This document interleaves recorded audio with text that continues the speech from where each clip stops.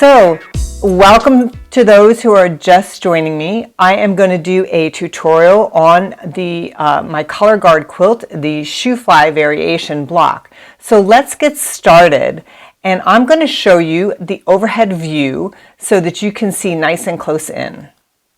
Okay, so here we have my pattern, Colorguard, and it can be purchased. The description, it's in the description, the link for the pattern. And if you have never purchased one of my patterns, it is booklet style. And it gives you all the cutting instructions and dimensions that you're going to need to cut your pieces. Okay, so I'm going to bring in the pieces that you're going to need. So you're going to need background pieces. Okay, you will need the little sashing pieces. You will need the little center block as well, okay?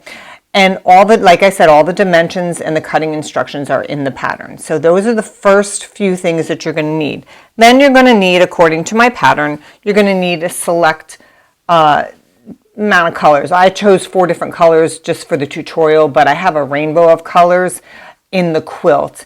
I'm actually going to go ahead and put the quilt up here so that you can see it in the corner there, and I'm going to add me in so you can see me. Okay, so that way you can see me as well if you really want to. Anyway, so you're going to need these colors again. As you can see in the picture here, it's a rainbow of colors. The first thing you're going to need to do is take your background block, okay, and you are going to need to draw a diagonal line down the center of all your background blocks. And I just use a pen, super easy, and I create that diagonal line. And you do that with all your blocks. Get that all set up and do that. That's the first step. Then you're going to need, once you've got that done, you're going to take the block you just did, and let me just zoom in on that so you can see. I don't know if you can really see that. Hang on one second. Let me slip me out of here. And we're going to zoom in on the table here. And you can see the line on the block, okay? Now, you're going to pair that right sides together with your color block. And you're going to do that to all of your blocks, okay? So that is super important. You just pair them, put them together. If you wanted to, you can put pins here. I don't put pins, but that's me. Once you've got them all set up and ready to go, what you're going to do is you're going to sew, and I'm going to show you the next view. You're going to sew them in chain piecing, and that's what I do, is I like to chain piece. So what we're going to do is you're going to have your 1/4" foot on your machine, and I have my stitch length set to a 2.0, and I'm going to go ahead and I'm going to sew a 1/4" away from that line and go all the way to the end of that block. And I actually have my machine in a needle down function right now, so when I stop here, my presser foot's just going to lift up a little bit, so then I can feed in my next block. Okay, so now I'm feeding in my next block, going to get to the end, I'm putting the pedal to the metal, and you can do as many blocks as you want at one time, okay? And then you just turn it around. So if I've done 10 blocks, I'm just going to turn the whole chain around, and I'm going to sew down to the end of that chain. It's a very efficient way to sew because you get your blocks all done in one felt swoop. Then you're going to cut it and you're going to snip those blocks apart. Okay?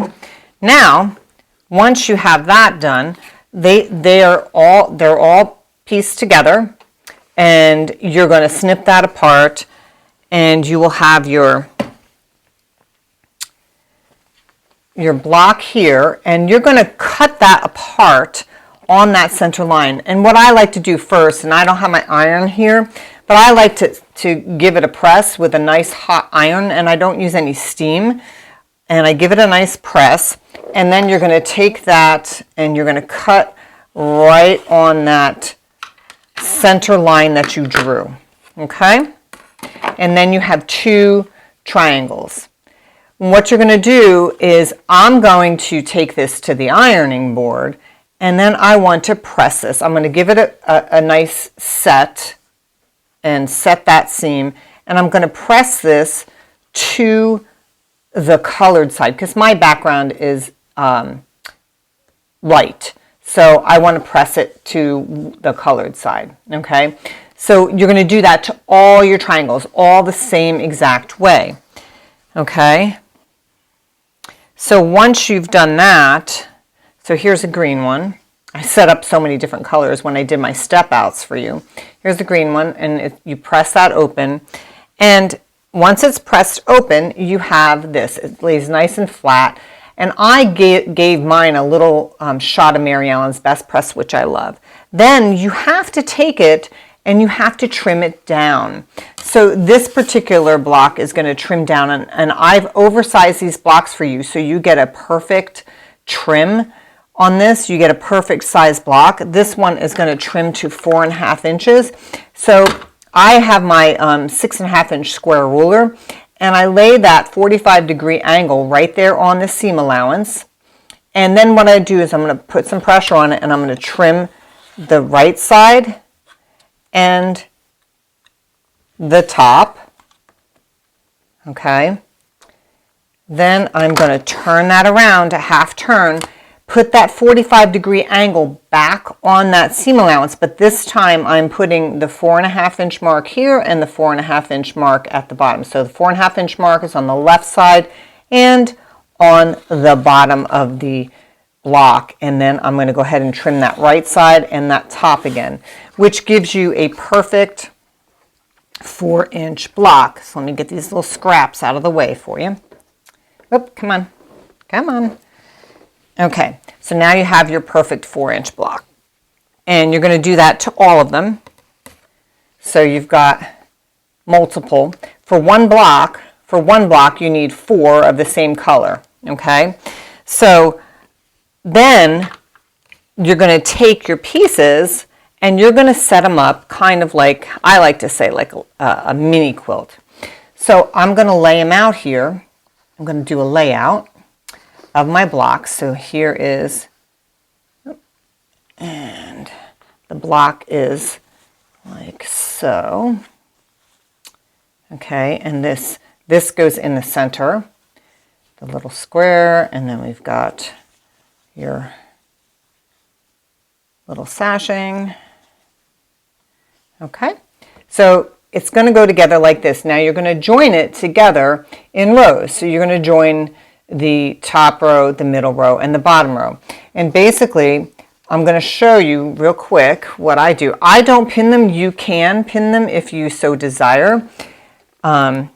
So I sew it with the half square triangle on the top of the sashing, and I line the edges up, and I line the edge up and the top and the bottom up, and then I just go ahead and I sew my 1/4 inch seam, riding that edge of that fabric along the 1/4 inch presser foot. Okay, now you can do chain piecing here, but for the sake of the tutorial, I'm not going to do chain piecing. I'm going to open that up so that you can add the other side here. So I'm going to do that again. I'm going to add the second side, and I'm going to sew my 1/4 inch seam.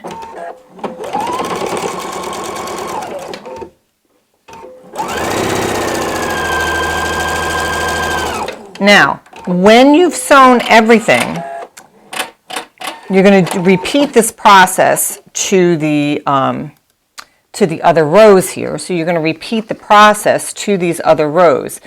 And then the pressing is super important, and I'm going to show you all of that. So here's your row, your first row, which I just did in the pressing. You're going to press it towards your sashing. All the pressing goes towards the sashing, no matter which row you're in. So it's all pressed in towards that sashing. And the same goes for the middle row. The pressing is towards the sashing, and the bottom row is towards the sashing. Now, let's go back, and I'm going to show you how I join those rows. Because you pressed everything towards the sashing, these are going to nest together, and I don't pin, I line it up, and I sew, and the seams nest together, and I'll show you that in the close-up on the cutting mat in a second, which I think you'll like. They just nest perfectly, and I'll show you, I completed a block as well, so you'll get to see that. And when you press this, the pressing again is going to be towards the sashing. Okay, so let's go back, and you can see the view here. So you can see I nested those seams. This is going to press, and it's going to press towards the sashing. So let me show you a complete block so you can see the pressing on the whole thing. So you can see how this was the top and the bottom, and they pressed in towards the sashing. These pressed towards the sashing, which means if this is pressing towards the sashing, these seams here are going to nest with one another. And then you get a perfect shoe fly block that will go into the Colorguard quilt. So that is how you make this super simple, easy block to make for the Colorguard quilt. So that is the tutorial for the shoe fly block. Now I would love to take some questions if you have any. It looks like Kyra might have a question here. So Kyra says, are these blocks oversized a bit and then trimmed down to accommodate yes. Overly fat quarter into and sewing the background to the color square. Yes. So I always like to, in all my patterns, I always like to oversize my blocks so that you can trim down to an accurate size so that your block ends up being perfect. So if you're not familiar with that terminology, when I talked about this block here, the half square triangle block, that block is oversized so that you can trim it down to the accurate size. I hope you enjoyed this tutorial. Please definitely share it if you wouldn't mind. I would appreciate that.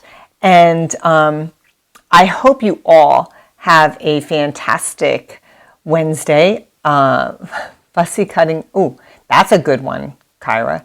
She says, fussy cutting the centerpieces would be cool. Sure, that would be super cool. So yeah, there's lots of options. Thank you for all the love, guys. I appreciate that. You guys have a fantastic rest of your week. I may go take a nap because my quilt inspector kept me awake. I'm super tired, and it's a super beautiful day here. So I don't know, I might go out on the patio and just take a little snooze. Anyway, thanks for joining me, everybody. And I wish you all a fantastic day. Happy quilting to you all, and I will see you next week. Bye-bye.